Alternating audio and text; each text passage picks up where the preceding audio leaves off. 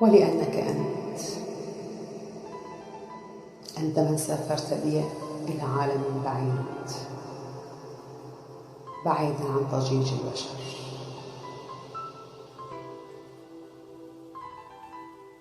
ولأنك أنت من حلقت بي الفضاءات الواسعة وسرت بي المساحات الشاسعة،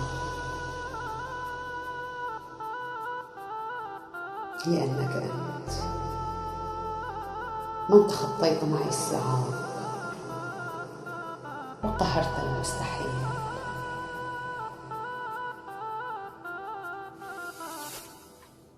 ولأنك أنت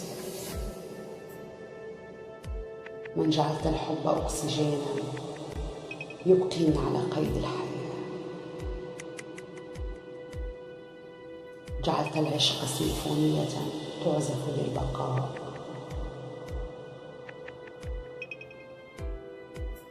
لأنك أنت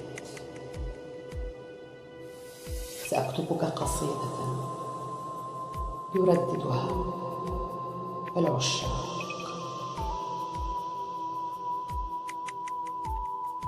سأكتبك قصيدة يطرب لحروفها كل من أحرقه نار الحب والأشواق، ولأنك